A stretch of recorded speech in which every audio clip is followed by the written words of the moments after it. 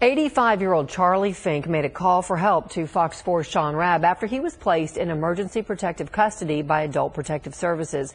The state says he's a danger to himself, a danger to others, but Mr. Fink may have found some help. We want to go to Sean Rabb now. You join us to explain. You've been following the story for a while, so what's the latest with Mr. Fink? Well, the state thought Charlie Fink had no family, and they felt he couldn't take care of his own affairs, and so the state moved to take control of him.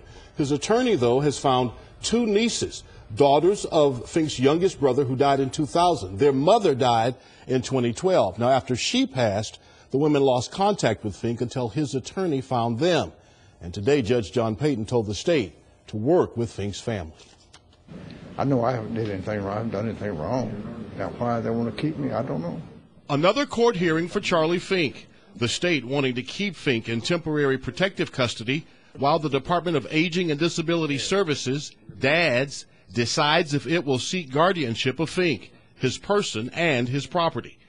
But the case turned today on the testimony of these two women, nieces of Fink, one from Maryland, the other Tennessee, a nurse who says she'll take care of her uncle in Texas, Tennessee, or anywhere else.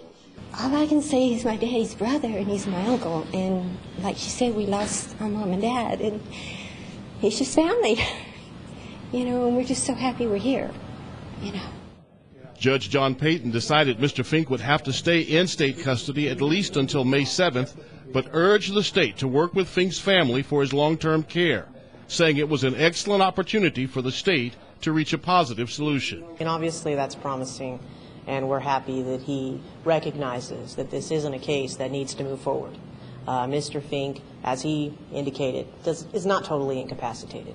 And he also encouraged them to, get this thing done. Certainly what we would like is for him to have family members who could care for him if there is a situation where we can have that happen, and that is ideal. Fink stays in state custody for now, but is hopeful he will one day walk away from state care with his family. Yeah, it sounds promising. Thank goodness for that. Fink's attorney, Lisette Rios, was disappointed that he could not leave with his nieces today, but will work now to try and get the state, with the encouragement of the court, to place Fink with his family. All right, so then I guess the next question in all this is, what is it going to take for him to be able to leave with family and let family take custody? Right, well, of course, they'll have to be vetted. You're right. And that means that they'll be interviewed, there'll be on-site inspections, either by APS officials from Texas or their counterparts in Tennessee. Background checks, all of that, and they'll want to see a caregiver plan on paper. Who will be the doctors who would care for Mr. Fink? What would his schedule be? What kind of place would he stay in?